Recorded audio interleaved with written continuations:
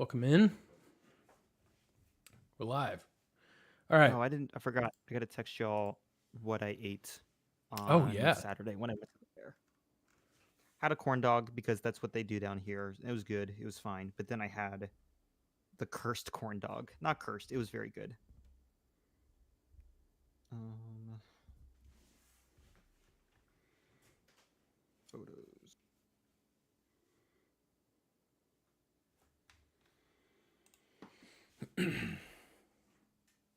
All right. I can get us started if you're all set. Oh, nice. Oh, yeah. Sorry. Is Johnny not going to make it tonight? No, he's gonna be late. So by Oh, late, okay. I mean it'll probably be like 8 o'clock. So we're just kind of running stuff ourselves. And then if he is able to join us at the last Oh, nice. part, then We can vibe. yeah. Wow, that looks amazing. Oh, nice. Wow. Yep. All right. I'll get us started. Welcome to the show. It's good to be back with you, listeners. Johnny is not here. He's not quite dead because he may join us at the end of the show here, but Oh, yeah. he's dead for now. But Josh is here. You've got Aaron That here was as well. comfortable. Josh, what's going on with you, man? I asked you a question and immediately interrupted because that's how rude of a podcast That's host I am. great. But I Sorry, you can did. just mute me the entire time if you don't even want to put me into the Yeah. stream this week. Well, the reason I'm interrupting you is because I am looking at a picture and I don't think I Ah. could properly describe what my eyeballs are seeing. Mm-hmm. But I think That's you correct. might be able to. My stomach could barely process it too. It was an interesting mixture of flavors. So I Mm, went to the fair mm. on the State Fair of Texas. All right, the sniper's away from me now. Yeah, the State Fair of Texas on Saturday. It ended Sunday, and I'm like, well, I may as well get down there at some point. I took the one DART train that runs to the fair, so I didn't even have to like pay for parking, which was Nice. great. Big fan of public transportation. Please add more stops, Dallas. I don't want to have to drive in your stupid city. I get there, and my goal is just to vibe. I don't know what's going on. I don't know why Texas decides to put its thing in Dallas and not Austin. It's okay. I don't know why Big Tex's arm and mouth moves, but not his other arm. Just one arm moves, and his mouth moves, but the other one is just stationary, and I don't know why, but I hate it. Also, a friend sent me big. This is just a quick aside. Big Tex, the one that didn't, the one before he caught fire, was down in San Antonio. A big Santa Claus. He's a big Santa Claus on the off years Oh, or on the off season. Down for like a interesting. Christmas store down in San Antonio. So at least before the fire happened. So I Yeah. don't know if that's what his current side gig is, but just like good, just I mean, it just makes me proud to see Big Tech's living the American dream of working two jobs. Mm. Um, Not even the fair money can keep him rolling. But so thank you, Kate, for sending that. Mm. Yeah, Texas Santa, big Santa, Mm. whatever. I mean, Anyway, is I've there a talked too much about Big Tex. When you asked about the yes? Dominican Fruturia dog, and I Okay. mispronounced that middle word. I apologize to every Dominican. I've only read it. I've not heard anyone say it. That's my bad. But every year, and when I say every year, the second year in a row, I try and get at least the whatever won the like best new food category. So either sweet or savory. I had a little bit of both last year. This year, I could either get the cotton candy bacon on a stick, which not only looked like an affront to God and man, was also an affront to my wallet at $22. And I'm Oh. like, no, nothing's Oh worth my. that. Yeah. It's fair prices, so you know everything's inflated. Even then, I'm like, it's Yeah. bacon that I'm not gonna like. This is bad. This is a bad way to do bacon. So I'm not gonna spend money to confirm what I already know. Yeah. So instead, I got the winner of the savory category, which is not what I expected because I expected because I'm dumb and I don't even know how to look at pictures. It's exactly as the picture described it. I just am dumb. So it is a mixture of Fruturia, whatever it is a type of frying cheese in Latin American cultures. It's blocks of those interspersed with blocks of a Dominican style sausage. Those are like, I don't know, put together with like some sort of skewer or whatever. They're then double deep fried, battered again, deep fried again. It's split open and it's topped with like this Dominican, like they call it like Dominican sauce. I don't know what that means. It was tangy. Yeah, it kind of looks like hot And sauce from the cilantro. picture.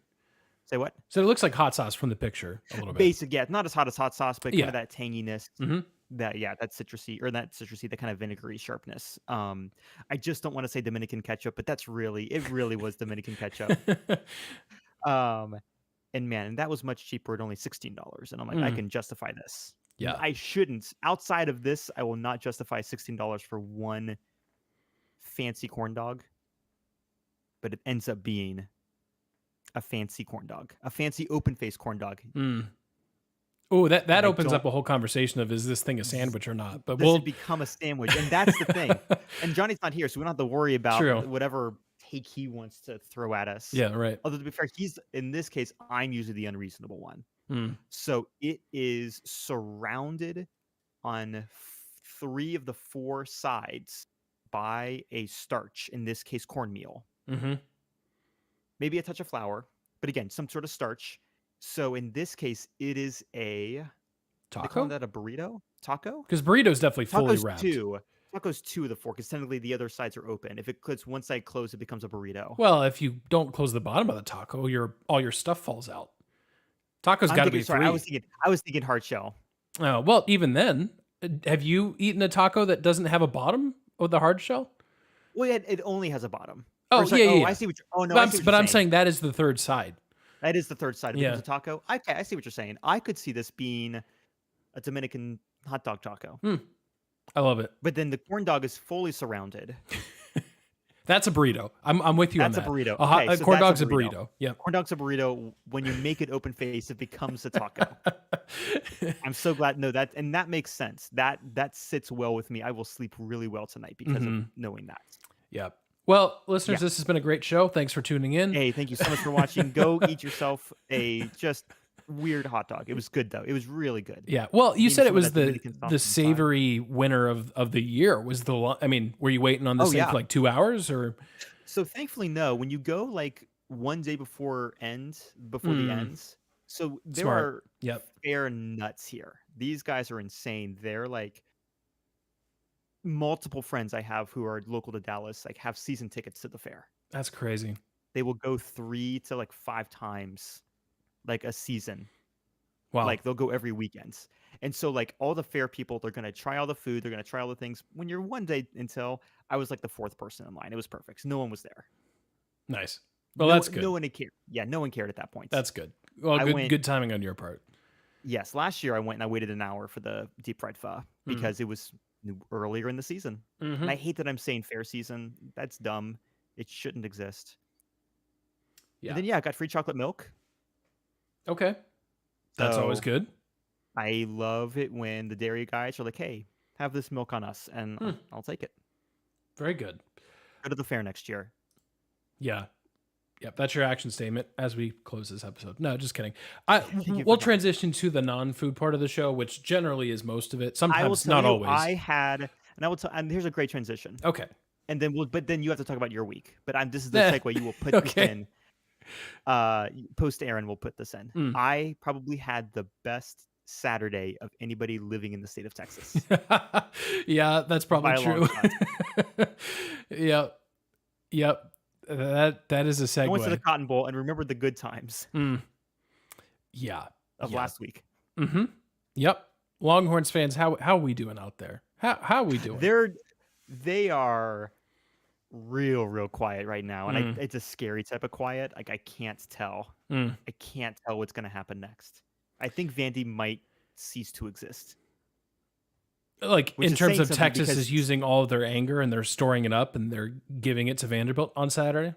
I think that you know how when your team loses, and I know this is what we all did. Remember when Ohio State lost by like 10 feet of a botched field goal? Yes. From what was the de facto national Yeah, championship. correct. Yep. And everyone went on to NCAA 14 right after Oh, yes. and played like on rookie mode and like ran the score of 256-0. I'm fearing that's what Texas is going to do in real life. Oh, yeah, it's possible. Now, for what it's worth, Are in they the AP are they poll, in Vandy? Are they I believe they are. Let me double in check not? that. Vanderbilt has cracked the AP top 25. So Okay, go so they're no longer Commodores. they're no longer a threat. Yeah. Well, that's, you know what? You're right about that, because if Vanderbilt's sitting there 2-4, yeah, they're dangerous. Now, I mean, they're So on. the SEC's Purdue. Yeah. Although this time the Purdue did not. We did call hope. that last week, but We tried. we tried to warn you. We tried to warn you. But yes, you're right. Vanderbilt does have the opportunity to do the funniest possible thing. Please do it. And there's a lot of other things happening in college football. Going way back, you asked how my week was. My week was good. Was doing a lot of fun fall things in Columbus this weekend, which was fun. Included watching some football, included plenty of pickleball, picking apples, eating way too much, all the usual things. So good weekend, good week overall. I'm looking forward to basketball starting up. The NBA starts tomorrow. We'll talk about that a little bit. But because I had such a good week, we can't be too positive on this show. That's what we've learned. And so I have to kick off things by sending someone to jail. And I'm curious your thoughts on this. I'm going to put Fox in jail, specifically Big Noon Kickoff. Now, I think the show itself, for going to Ohio State for the billionth time. Well, that's a whole different conversation. Frankly, I'm not sure where. Yeah, that's a whole different conversation. I don't disagree with that. The show itself is fine. I like the people on it. College Game Day is way more my speed. It's what I grew up with. For the most part, at least people on the show try to hide their bias, whereas Fox, I don't feel like you get that at all, which is totally fine. Like, you know what you're getting into when you're watching Urban Meyer. You know what you're getting into when you're watching Charles Woodson. Like, and that's totally fine. They're upfront about it. They're not like trying to pretend like they're being, like right down the middle when they're not. So they're totally fine. But what I do have an issue with, and now this is going to sound like I hate all noon games. That's not true at all. What I do have an issue with, though, is the Penn State-Ohio State game, which is in Happy Valley on November 2nd. It's a noon game. And as a Buckeye fan, if I'm looking only at the situation with my Ohio State glasses on, I'm thrilled, right?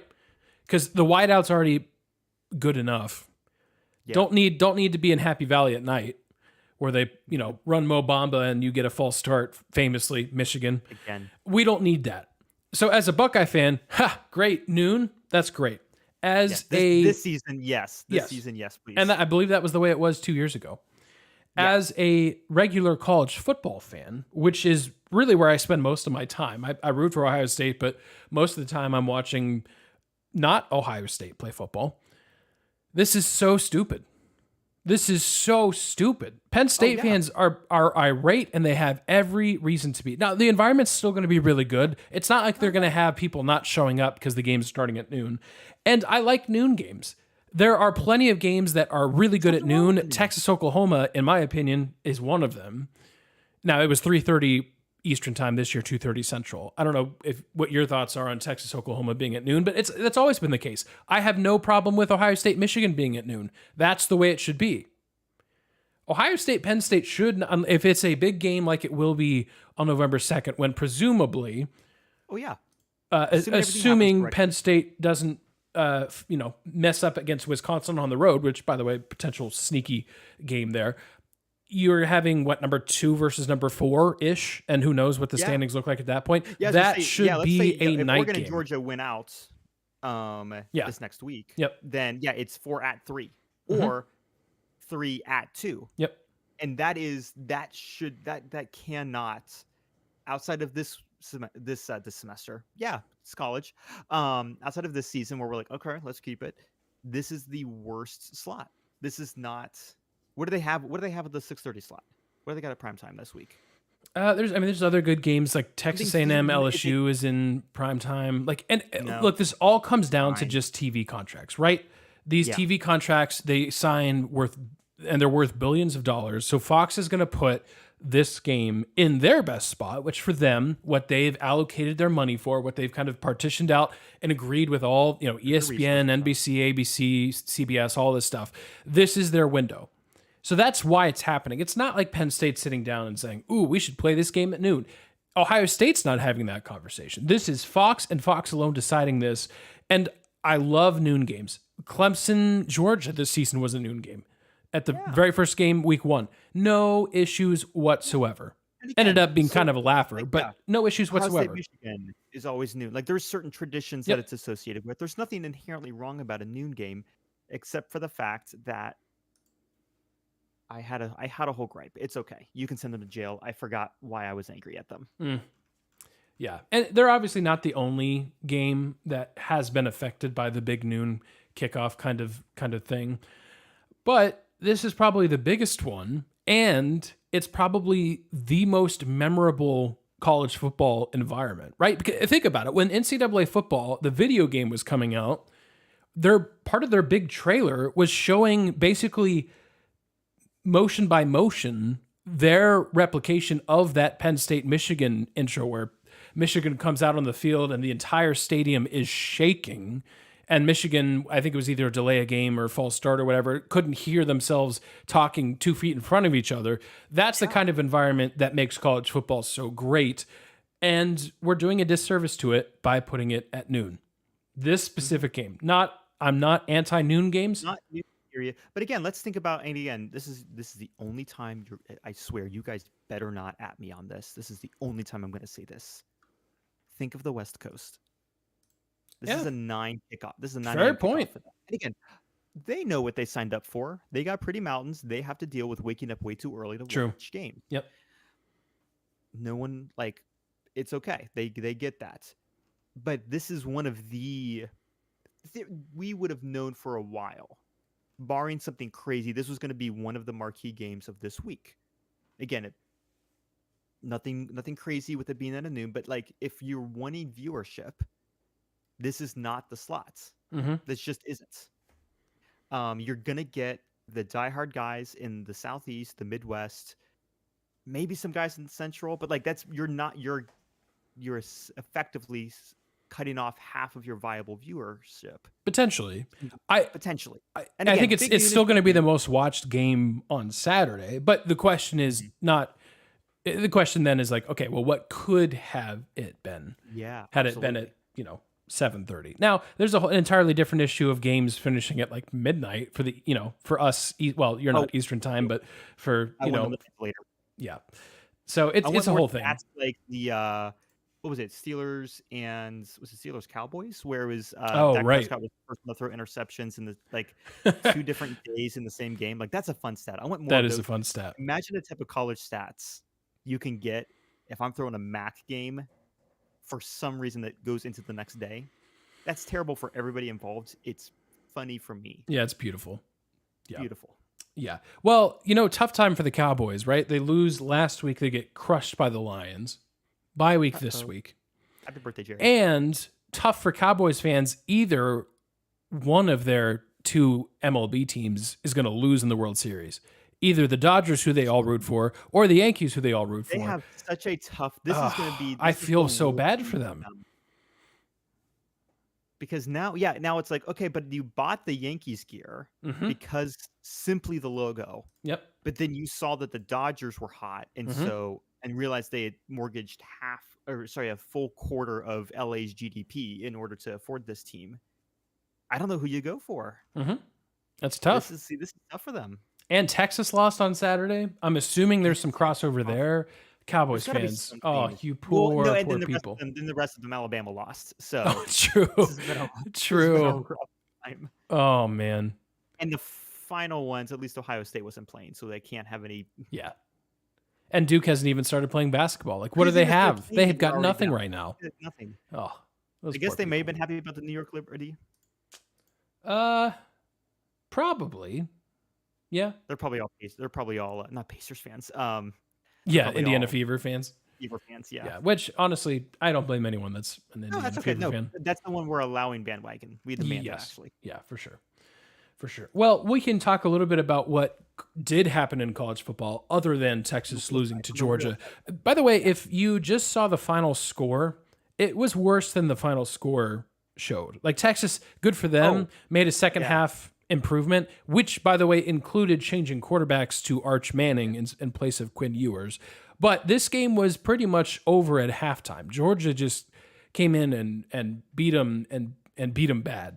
So that's what happened at home, no less. Texas goes down. They're not out of it, obviously. I mean, they've got some tough games coming up still, but Penn State, viable ones, Penn State and Oregon, like you still there's 10 other spots. Yeah. As long as they win out, they'll be fine. Yep. And As long as even Quinn Ewers losing is in one the league game. in the NFL halfway through the season, ignore the 20. And as of this moment, that 24/7 Sports post was an hour ago, so we're gonna ignore that for now.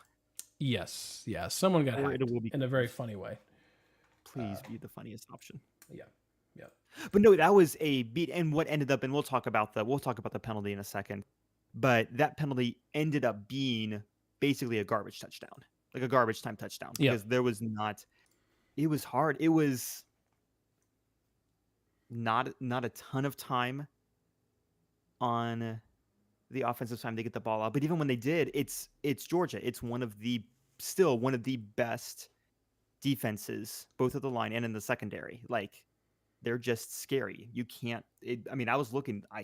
It was hard to see, like, what better plays you could make at certain times. I'm like, yeah, it's just gonna be bad. So. Mm-hmm. Yeah, so it'll be interesting to see how Texas recovers. Still some meaningful games left. Well, they're all meaningful because it's college football, but still some significantly challenging games on the Texas schedule. So that happened. USC, it's time. I think it's time to have a conversation. You killed the Pac-12, USC. Yes. Seriously, you killed the Pac-12 for this, and this being 3-4 overall, 1-4. In the Big Ten. It's bad. What did someone call them this week? Beach Rutgers? Beach Rutgers, Beach Purdue. Either one, fantastic. Well done, college football fans. Look, I don't think you fire Lincoln Riley right now, most notably because of the vast amount of money you would have to pay for him to go away. And surprisingly, if you really, and I think we've talked about this a little bit before, if you really dive into NIL, which honestly, like, I usually don't, maybe at some point I will, but if you do dive into NIL and you try to track who's got what money, USC is surprisingly low considering where they are located, considering the pedigree of that program in seasons past. So I don't know. It's bad. It's not great. There's more losses on the way. They still play Notre Dame. They still play some other good teams. Do they play Oregon this year? I don't know. I got to pull up their schedule. But either way, this is a team that's at this point, we're talking, wow, can USC make a bowl game? And while I didn't think they were a legitimate contender in the Big Ten heading into this season necessarily, I don't think I saw this situation where, oh boy, can you get to a bowl game? They don't play Oregon. I've got it pulled up. They host Notre Dame. That's their last game of the regular season. Yeah, and in the meantime, they've got Rutgers at 11 p.m. Eastern time on Friday. Let's go. That USC Rutgers game is that's amazing. They're at Washington, which Washington's decent. I mean, honestly, Washington will probably be favored in that game. Home against Nebraska, at UCLA, Notre Dame. So I could very well see 2 losses there. Oh, yeah. Just based on how they've played. So we'll see. Lincoln Riley. Yeah. You are, I don't know, 2 games ahead of your previous guys, of your predecessors' record at this point. Yikes. Hope the beach life's good. And again, I don't care. I don't like USC. So no, I don't have any love lost for them. Those back-to-back losses from. I don't even remember. 07, 08. Yeah. That's right. Stupid USC. Yeah. Yeah, I'm with you. So it's the real USC, South Carolina. Yeah, there you go. Well, look, South Carolina's playing all right too. So, I mean, and they were that close to beating Alabama, which now that would have given Alabama a third loss. There's a number of wormholes you can travel down. I'll say this about USC. I don't know what your options are as far as moving on from Lincoln Riley. That may be premature. Like maybe you get give the guy a chance to play, at least in the Big Ten. I know he's been in Southern California for a while. Oklahoma on the same side of the coin is really struggling. They've never really responded since losing Lincoln Riley. So on one hand, you're not good with him, but on the other hand, well, look at the program that he just departed from. It's kind of been a disaster. That offense is not good, and it's not just because it's injuries have been a big part of it. Their wide receiver room is just slashed to pieces right now, but they're just not good. Just plain and simple, not good. They fired their offensive coordinator 8 games into his stint with Norman. So that's happening there. Indiana. We got to talk about the Indiana Hoosiers, who are now 7-0. Not only did they beat Nebraska, they crushed Nebraska. Crushed them. 56-7. Don't look now. Indiana has scored 40 or more points in every single game except week 1. 56-7 over a defense we thought was pretty good from Nebraska. For reference, the most amount of points Nebraska had given up this season was 31 to Illinois, and I believe that game was in overtime. Otherwise, they held UTEP to 7, Colorado to 10, which, by the way, that Colorado offense has moved through just about every other team. 3 against Northern Iowa, 10 against Purdue, 7 against Rutgers. They go to Indiana. The Hoosiers hang 56 points. So now, game day is going to Indiana for the first time ever. You get a reunion with Lee Corso. That's a beautiful thing. They're hosting the Washington Huskies. And again, I'll read it off their schedule. I did it last week, but it's worth doing again. Now that we've seen some more college football, again, I'm telling you, the path to 10-2 is there. Home against Washington, at Michigan State, home against Michigan, at Ohio State, Purdue. I mean, that's 10-2 at least. Not bad. Now there's some quarterback concerns.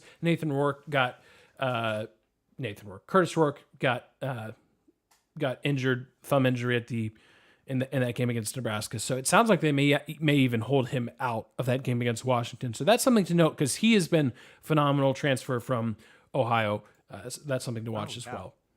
I love, and especially against Nebraska too. The optics are just because I remember us even on this podcast after that Colorado game, going, "Oh my gosh, the atmosphere!" And again, the atmosphere has always been good. It's great fans out there, but again, and they're only 2 years in the Matt Rule? Yes. Yep.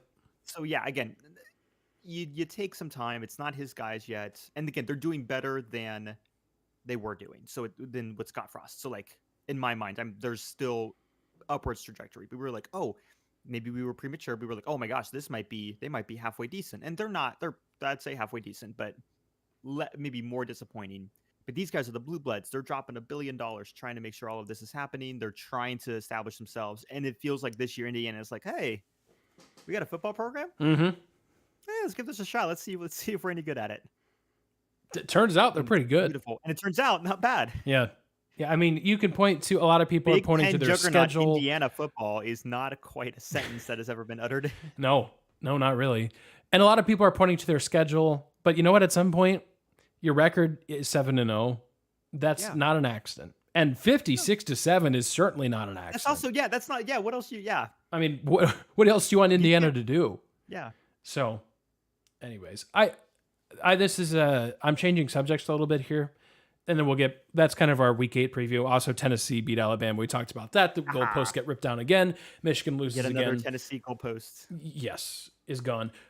This is my straight to jail segue. I'm just throwing people in jail left and right. On Twitter, I threw Bally Sports in jail.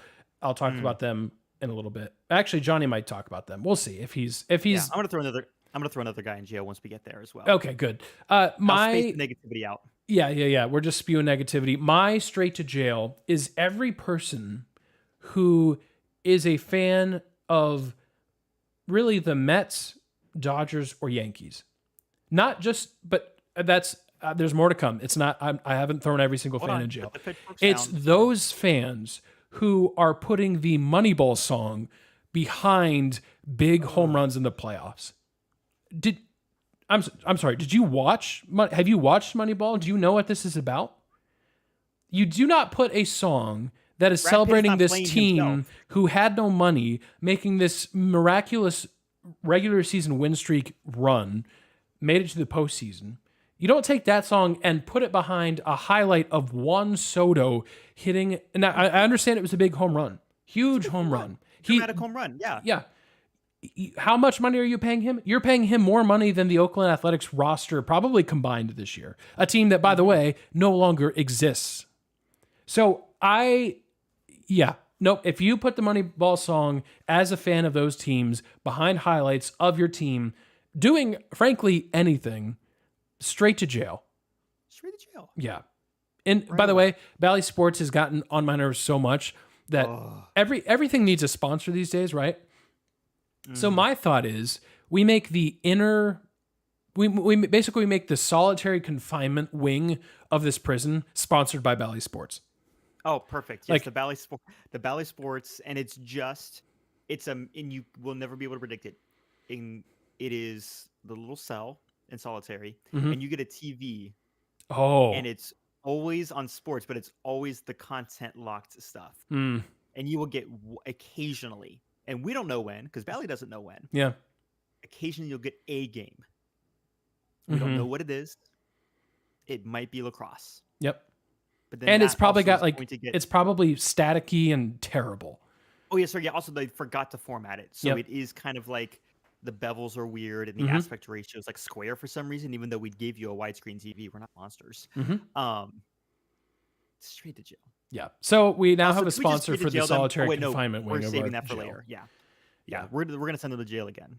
Yeah. They're gonna get their own wing at some point. Yes, they are. So that's not really segueing into anything, but I'll highlight some of the games to watch in Week 9. These, obviously, as we say every week, disclaimer: this is not every single game that could be good. This is not even covering a lot of the Group of 5 games. However, I do want to start with a Group of 5 game happening on Friday night, 10:30 p.m. Eastern time. So us East Coast people, even Central time zones peeps, make some coffee. Boise State UNLV. This game is at Allegiant Stadium in Vegas. You have Ashton Genty on a national stage against a one-loss UNLV team whose one loss is against Syracuse. Syracuse is playing Pittsburgh. That's a notable game in the ACC. But talking about this Mountain West game, this is a phenomenal game. Not only because you get to see Ashton Genty against a borderline top 25 team, but hey, Boise State right now is the favorite to be the Group of 5 conference that represents the college football playoff. So this is a statement opportunity, not just for the Broncos, not just for Genty, but for the Mountain West Conference in general, because UNLV is still really good. Heck, if the Rebels win this game, they're probably the team that controls their destiny to the college football playoff. So, and I'm able to say that now because when this game kicks off, we're talking it's like late October. So we are actually getting close to, hey, what's the playoff scenario going to look like? For everyone that's been posting brackets and all this stuff for the last 2 months, yeah, you're a little early for my taste. You can do whatever you want. I'm not a dictator of college football, although I think I would do a good job as such. But it's getting close to when we can reasonably have a conversation about this, and also the college football rankings themselves will be out in about a week and a half. So we're getting close. But that's one right off the top. I wanted to mention Boise State, UNLV. Another Group of 5 game to watch is Navy playing Notre Dame at MetLife Stadium, of all places. At MetLife, let's go. Yep. So just adds a little bit more sicko into this game. Navy and Army are rolling still. Historically. Yeah. You're right. It's historic. We haven't seen records from these teams since like basically World War II, which is kind of ironic in itself, but yeah, disconcerting. Yeah, ominous. But man, no, it's now it's at MetLife. That's going to be such a fun time. Yeah, I'm looking forward to it. Go Navy. Nothing against Notre Dame, except you're trying to defeat America. How dare you? How dare you? Yep. You're defeating the Army. You're going to give the Army its first loss. How dare you? Yeah. Guys, a classic Big Ten matchup. Number 1, Big Ten juggernaut Oregon at Illinois. Hosts Illinois. I misread that.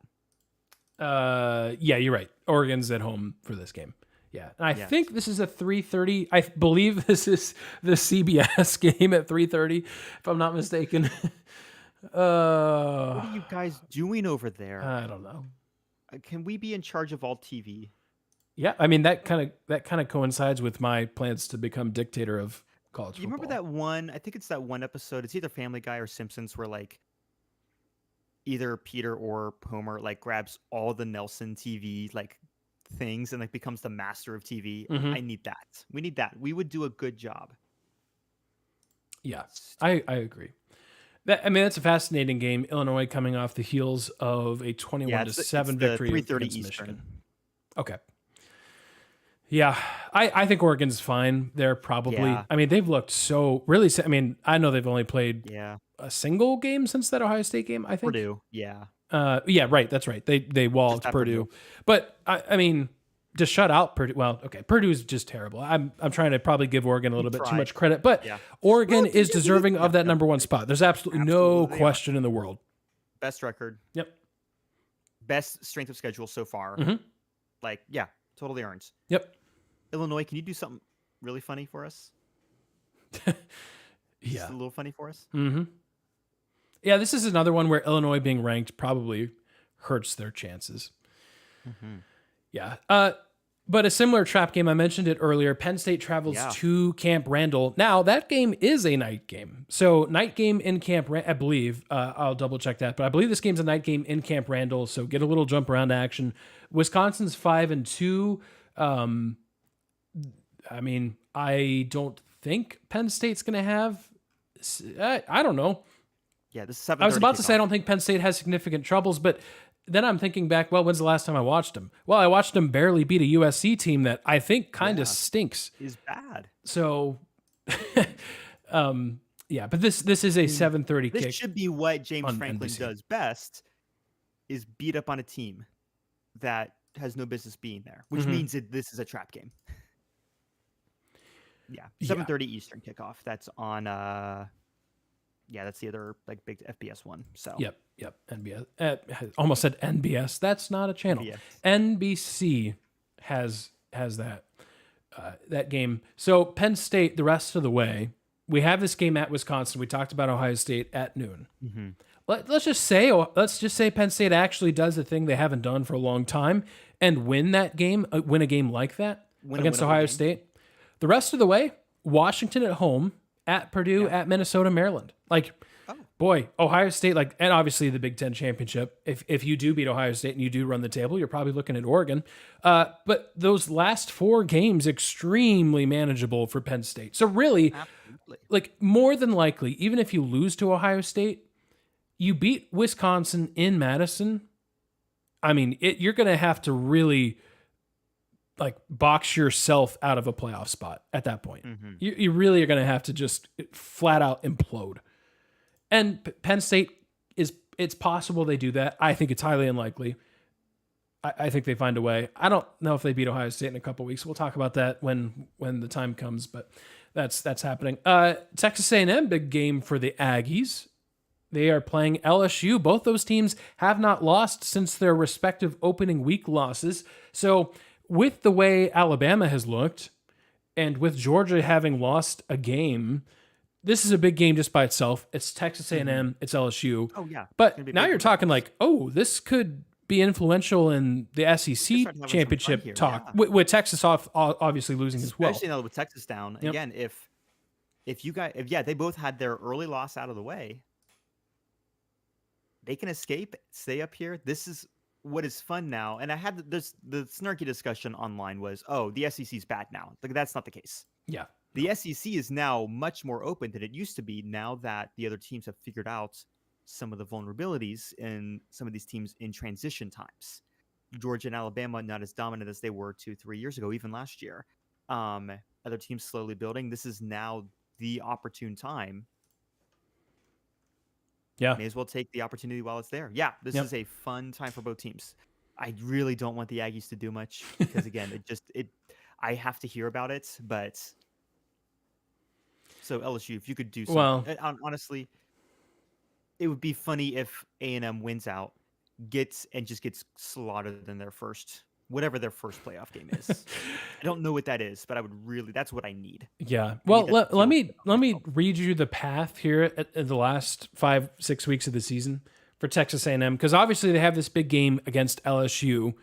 The Tigers have now entered the top 10 again in the AP poll. They're home against Ooh. LSU. They're at South Carolina. That's not to be overlooked. That's going to be a night No. game in Columbia. Oh, So that's ooh. really exciting for South Carolina, who's been ever so close. I mean, heck, we were in Texas watching South Carolina who should have beat LSU with some better play and also just the refs not being blind. Then Texas A&M plays New Mexico State. They're at Auburn, who Auburn is a dumpster fire right now. And then that game against Texas, which is also a home game. So I'm here to tell you, I'm with you. I think it's kind of, as a neutral fan, it is a little funny when Texas A&M loses, but I mean, we're talking about paths to potential greatness that exists. It obviously starts with a win Saturday night against LSU, but the path exists. Man. This is still chaotic, still a fun year. Oh yeah. Never say there's a bad season of college football. No, doesn't exist. Not a bad week, not a bad day. Doesn't exist. Everything about college football. Weekends. Yeah. I was about to say everything in college football is good. That's not true, but That's not true. ignorance is bliss with some of this stuff. It's been a great year. I think it's going to continue. So enjoy watching. Yeah.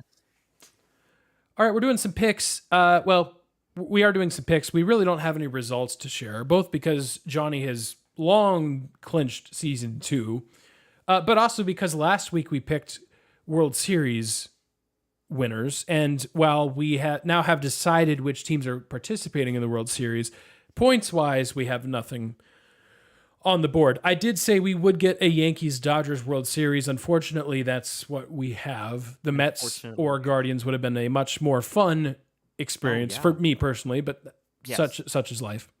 We get the two biggest payrolls essentially facing off against one another. So again, if you put Moneyball behind these teams, just stop. Delete your account. Delete your account. And then be fans of a worse team. Yeah. Learn something. Grow a little. Grow a little bit. You know how many people... Okay, we will talk about what we're picking in a second. Please don't fast forward. Don't hit that plus 30 seconds yet.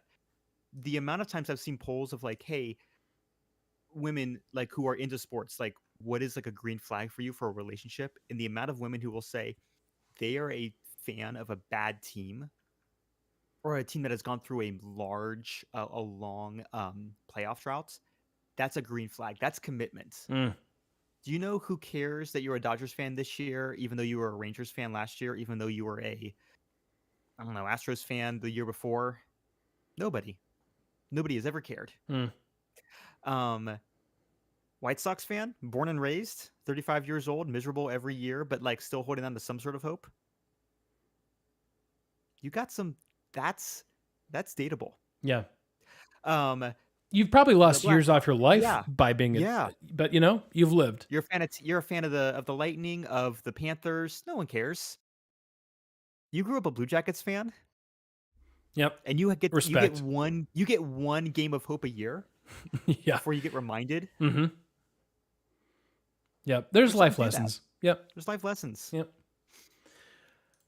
Which maybe that's what I need to preach to myself when I look at the current scoreboard for picks of the week, because I still have 8 points. Josh, you've got 10. Johnny's got 14. That's moot. These are garbage. These are garbage time points. Yeah. This week we're picking the Minnesota Timberwolves. Why did I say that weird? Minnesota Timberwolves. There we go.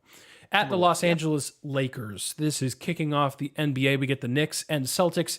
Starting the season off, we get the ring ceremony for the Celtics. Good for Jason Tatum, who will try his best to reenact whatever Kobe did for his ring ceremony, probably almost word for word. So looking forward to that. Timberwolves at Lakers. Obviously, the Timberwolves were part of a big recent trade, sending Karl Anthony Towns to the New York Knicks. I do think the Minnesota Timberwolves, which I continue to say that weird, I don't know, I think I'm dying. I think they got fleeced in their own trade. Maybe there was some disagreement in the locker room. I truly don't know. I'm not going to pretend like I'm in the inner circle of Timberwolves Twitter or anything like that. If you are familiar with their Brazil account, it's better not to be very close to. Please don't. Yeah, Don't.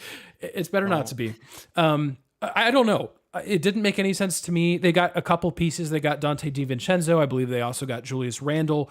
There may have been a couple other pieces that I don't remember off the top of my head. Either way, I don't love it for the Timberwolves. And I think the Knicks are going to do great things this year. I am not going to say they're winning the NBA Finals. I don't think I'm ready to fully say that, really, for any New York team, frankly. But I do think the Knicks are really good this year. That being said, we're not picking that. We're picking T-Wolves, Lakers. All that being said, despite how I feel about the offseason for Minnesota, I do think the Timberwolves win this game, even though this is at LA. I am curious if Bronny is going to make an appearance in this game. Obviously, they had the preseason LeBron and Bronny on the floor at the same time. Pretty cool. Now, it has been reported that both Ken Griffey Sr. and Ken Griffey Jr. will be at this game. So you wonder, it's in Hollywood. The G League hasn't started yet. It won't start till November. So in theory, Bronny's not on like a two-way contract, which I think kind of the expectation is that's where he goes. So he's going to bounce back and forth. I think there's going to be a lot of fanfare about it. There should be. That's a historic thing in the NBA. All that being said, which that was the longest rant for a random basketball game ever. I apologize. I like the Tims in this game. I like the T-Wolves. Give me Minnesota. Give me the Justin Timberlakes as well. Like LeBron. And again, they'll give him and Bronny some playtime. His and Bronny's careers are going to look, you never see like, hey, Wayne Gretzky and his brother are the highest scoring Right. family in all of hockey, and it's like Wayne Gretzky with his billion points, and then it's his brother with 2 points. I'm sorry, goals. My bad, goals. Points is a thing too, because points is goals also plus assists. Yeah. It's gonna be the same thing with Bronny. What was I was talking with someone today? He's like, oh yeah, Bronny and LeBron are just gonna retire in the same year. Yeah. But hey, at the same time, no hate. Yeah. Listen, if I could play with my dad, Mr. Goat of like basketball, 100%, I'll take that option, even if I'm not as good as him. Oh yeah. Yeah. I mean, I hope it works out for him. I love to see it. Yeah. That would be it's so fun. Yep. You only get this once a generation. Like, this is fantastic. Especially when it comes to something like basketball. Yeah. I mean, we've never seen it in basketball ever. Yeah. So really cool. Really cool. Again, Johnny would probably pick the Minnesota as well, but he's dead, so he doesn't get a pick. Although he get a pick. Hey, tough. Sucks for him. All right. Well, we've got some. Josh, I think we're actually following somewhat similar things here in a way. In a way. So what I'm following is I'm actually positive. Yeah. I'm following something out of college basketball, actually. If you didn't see, or maybe even if you did, Tony Bennett, coach of the Virginia Cavaliers, announced his retirement this week. Mind you, the college basketball season starts in 2 weeks. So the timing of this retirement is quite odd.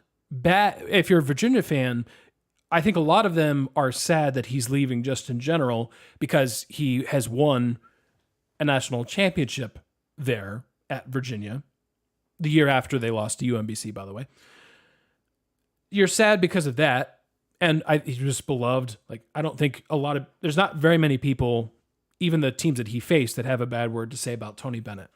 On the other hand, they're also sad because this timing is terrible.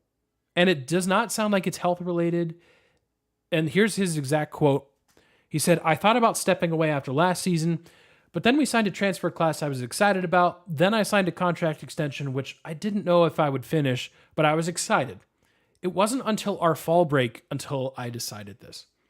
And he's been quoted in other places basically saying like he's just struggling with the way college basketball is right now, with NIL, with the transfer portal, with heck, maybe even the G League. And now it's not going to happen as much anymore, but a lot of players were picking the G League instead of going college basketball, at least the elite players. And I don't fault him for any of those opinions. I totally understand if a college basketball coach is sitting there looking around thinking, how in the world did we get here? how in the world did we get to a point where not only do I have to recruit high school talent, I now have to also recruit my own players to stay. I also must go and recruit players who are on current college basketball teams. And I must also manage the millions of dollars that are flowing in from who knows where from NIL. It's a lot to ask of a head coach. So I have no issues with him expressing his concerns with where college basketball is. I have no issue with that. I'm going to say I personally I do have an issue with the timing of all this, because this scenario that college basketball is right now, that's been around for a couple years. It's crazy to me that he says, then I signed a contract extension, which I didn't know if I would finish. Like, I understand it's a tough decision because this is what you love. This is what you're getting paid millions of dollars to do.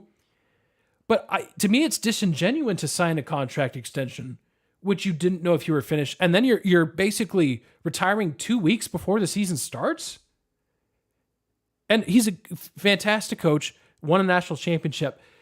It's especially painful for Virginia because, let's face it, as good as Virginia has been in the past, I was at Dayton. I watched their last game. I think they played Colorado State.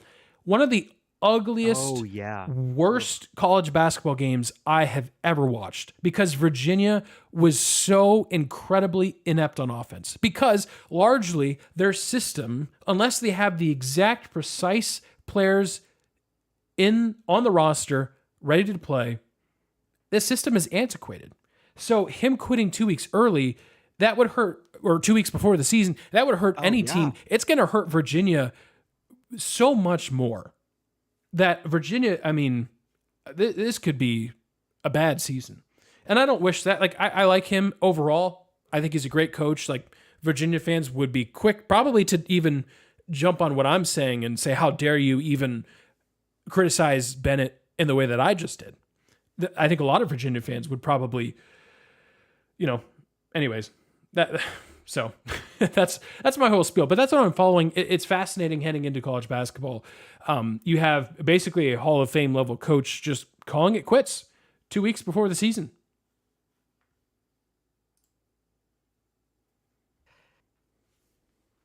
That's tough. That's not a good situation. Hopefully this ends up being the best thing Virginia has going for them. I will transition from a person who should have held on for a little bit, like just see the season through. Yeah. To at least honor, I don't want to be too dramatic, to at least honor the team, to a guy who I think should step down in order to honor the team. And I'm talking, of course, about everyone's favorite NFL owner, Jerry Jones.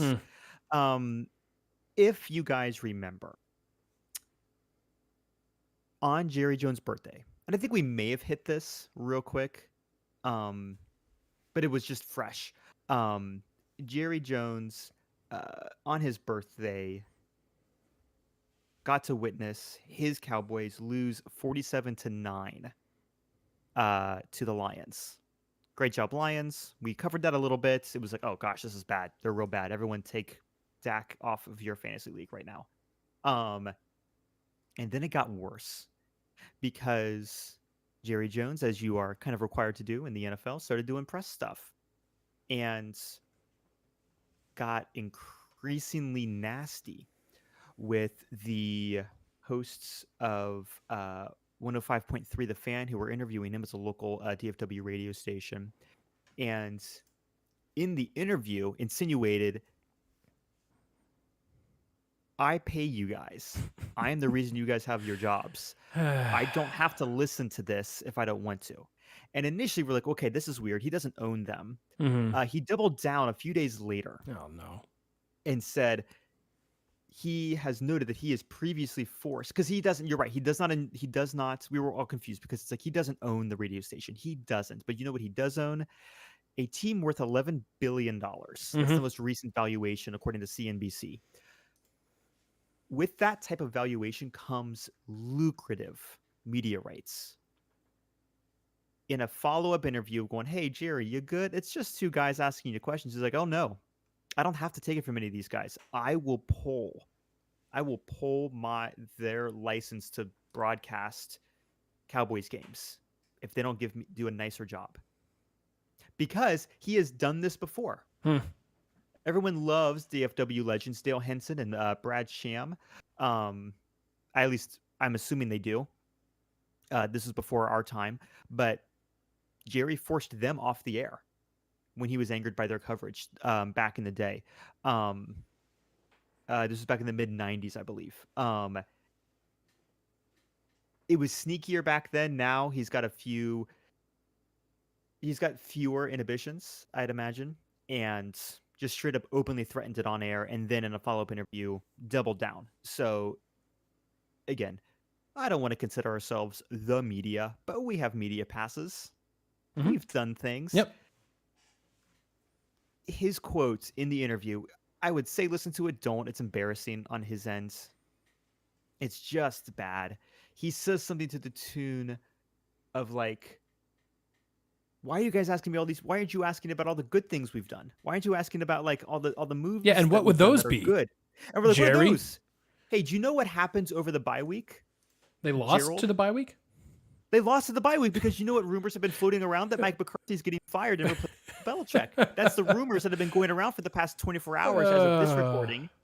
And no one's saying anything. There's nothing being dispelled. Are they going to fire Mike McCarthy? Probably not. Jerry Jones said he's the guy. Yeah. But also Jerry Jones threatened to fire someone. So I don't fire someone who he didn't employ. So I don't know. It's time, Jerry. You didn't do a darn thing in the offseason. You don't get the rights to do nothing in the offseason. Have the exact thing that everybody predicted was going to happen at the start of the season, and then complain when two interviewers go, "Hey, what gives? This is the fourth home loss in a row. Y'all are getting outscored. Like it's like 150-40. Like it's a ridiculous margin. Bad. Yep. At home. Like people are putting their seats up, their season tickets up on SeatGeek, like during the games. Like at the beginning of the season, I was talking with a friend, like, "Hey, we want to go to see a Cowboys game." We're like, we looked, but nope, can't afford them. Right. We can afford them now. That valuation is now dropping. Yeah. Because people are no longer invested in this. Yeah, it matters. You haven't done anything good. These are things that everyone has said about Jerry Jones. I won't rant anymore. But Jerry Jones, I realize everyone else has said this, but let me put my hat in the ring. I think you're too old for this. I think you've done too much and not enough good. Their last moment of pride, other than like a regular season record, which doesn't matter, was 1995 when they won their Super Bowl. I wasn't alive. Aaron wasn't alive. Johnny wasn't alive. Nope. You put a good you do good experience. We went to AT&T. We loved the place. Very ornate, very hey, they're creating core memories here. Business decision, fantastic. Great marketing. Turn it into something good or get off. This could be also rumors. There's no way Belichick would stand to be managed. You think Robert Kraft stepped into the office every day and was like, "Hey, by the way," right? He's getting cursed out of that office all day. Yep. It would be funny though. Yeah. Yeah. I mean, I'm with you. I truly don't think the Dallas Cowboys are going to do anything while Jerry Jones is in charge. Oh, not in the least. There's no way. He picks who he wants. Yep. He again, the facts that and actually there's now rumors going around that he basically overreacted on air in order to distract from the loss. We don't know. He's getting to the point where he's kind of unpredictable. Again, these rumors, I was just searching through to make sure everything was kosher before I went on with this. And there's so many for the past 2 or 3 days. The Jerry Jones said 2 or 3 days ago that Mike McCarthy's job is safe, but the rumors are still flying and nobody believes him. So he has lost control of the team. Even if whatever tenuous grasp he had, there is no there is no direction for the team right now, except for whatever Jerry thinks will get him another $1 billion in valuation. Yeah. Yeah. So straight to jail. You can make your own wing if you want. We can have the Jerry Jones wing of owners who are stupid, and we can put Anthony Precourt in there. And Yes, we put, can. Gosh, I don't even remember the guy from the A's. We can put him in there. Probably the Haslams at this point. Yeah, if not for the crew, yes, 100%. If not for the yeah. Yep. Yeah, I guess we split the difference there. Yep. I'm with you. Maybe now the Browns will do something all right. Yeah, now that they have a quarterback. Never wish bad things to happen to people, but man, there was a lot of joy on Sunday from the Browns. Yes, there was.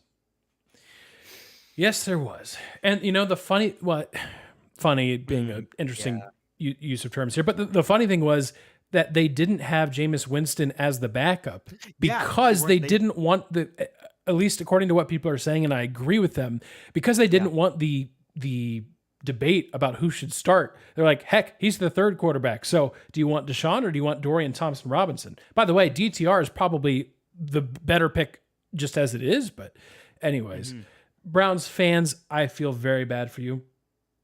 Again, another week comes and goes. Organization is getting everything they signed up for. Everything. This is what you want. Yep. Hope you're happy. Browns fans, I feel really bad for you. The Lions bandwagon would welcome you with open arms because we've largely been in your shoes for a long, long time. So anyways, I think that's it. I mean, we had an action statement at the beginning to, I think, go eat food of some kind. Go eat a corn dog that might be a taco. Here. So we're negative. I got one. Okay. Real quick. We didn't talk about about the crowd going off on Texas. Oh yeah. We'll talk about that later. We can that's a bonus thing. Maybe when Johnny gets back we can, because it's still developing as we're talking, so we might be good to wait a week anyway. So until then, remind us next week, viewers. Little Debbie releases this year mini Christmas tree cake donuts. Oh, you can't see that please, because it's an audio medium, and Aaron can't see it because the aspect ratio. But the lighting's all over the place. But find them. Is it October? Yes. Shut up. I had my one pumpkin spice latte. I'm good. Give me peppermint. Give me Christmas tree cake donuts from Little Debbie. No. Yes. Now, Josh, I have to ask you an honest question. Yeah. And I'm willing to answer the same question. Have you listened to Christmas music yet? And we're recording this on October 21st. I just should let everyone know. I think August Burns Red's Green Sleeves, Oh Christmas Tree, or whatever that was, popped up on my Spotify shuffle. So I listened to a little bit of it, but it was up until last week, it was 90. Well, yeah. And I've just been waiting. It just doesn't feel right. So no judgment, because again, I remember when we were in college, this is about the time I would start. And I have this week, my job is hosting people I can't say on air because I would break the writer and probably get sued. I'm now media. I can't say, but we're bringing in some big names to our campus, and so I'm backline tech for them and prepping for everything before that. So I've been listening to all the music that is like the opposite of Christmas, basically. If anything, I've been listening to more Easter music than anything. So I will get to Christmas, and I will savor it when it is finally time. Once November 1st hits, I'm going all in on Christmas. Full throttle. Yep. First off, because of my job, because I got to plan a Christmas service or two, and then also, then 3 for campus. So, but I will also enjoy the process. And maybe I'll get August Burns Red's Carol the Bells on at least one of the 5 services I'm planning. Oh, yeah. It's so good. I've listened to it a little bit. Partially because I'm also doing music stuff. So part of it is just realistically, I'm actually planning Christmas things of various sorts. So I do listen a little bit, but there was one day, I think last week or maybe the week before, where it was 40 and raining slightly and just cloudy. I'm like, I need this. And it was amazing. What? I lied. You know what I did last week? I watched all of Charlie Brown's A Charlie Brown Christmas. Oh, nice. For research. I lied. I did, and I had such a great time. Yep. I just realized that. Oh my gosh, it was so good. Okay, so here's the thing. And again, what are we at? It doesn't Or we're matter. just at an hour. No It's one's fine. listening at this point of the show anyways. So. Anyway, you've already faded this out Yep. in post. Yep. I have never seen a Charlie Brown Christmas Oh, really? up until last week. Wow. Yeah. So I have seen a Great Pumpkin Charlie Brown. I have seen Yeah, sure. Thanksgiving Charlie Brown. I've seen the one about the Pilgrims and the Mayflower. Like Mhm. I've seen all the other ones. But and you'll get this. My brother and sister hate the Charlie Brown stuff. And so I won my Why? battles. They don't like the art style. Oh, that's They don't sad. like the music. They don't like Vince Guaraldi. They Oh, don't okay. like Now that yeah. those are fighting words right there. They are, which is why I'm telling you this while you're already on recording. So whatever you say can and will be used against you. But no, you're close enough. Go talk to my brother. Give him a little talking. I am. Yeah. See him on Sunday. Yep. Don't tell him I sent you. Okay. But so I won my battles because again, what else is competing on Halloween for Great Pumpkin Charlie Brown? Nothing. Yeah, true. I got a rock. That's classic. That's a great line. Mm-hmm. That's such good writing. Yep. Such good voice acting. And then Thanksgiving classic. Mm-hmm. Come on, you're gonna have Chuck make popcorn and toast. That's so good. And I lost my battles when it came to we could watch only certain old ones, only certain like throwback Christmas ones, and so I had to lose my battle with Christmas Charlie Brown. Oh, that's sad. But now, what won then? If Charlie Brown lost, what usually won? Usually like the Rinkin and Bass classics, and so Rudolph the Red-Nosed Reindeer, Sure. Frosty the Snowman is not him, but in that realm, and then the other one, Santa Claus is Coming to Town. Of that, my favorite is The Year Without a Santa Claus because I love the Heat and Snow Miser songs. Those are my jams. Yeah, I love it. But yes, so good. If Johnny was here, he would try to poo-poo all over this Christmas talk. Yeah, you know how much joy we just experienced in the past like 5 minutes? Yep, so much. Johnny would have been like, we would have had to mute Johnny during this whole. It's not good. Not until not till the turkey's carved. Go wait for the lions in the back. No. Just let us enjoy things.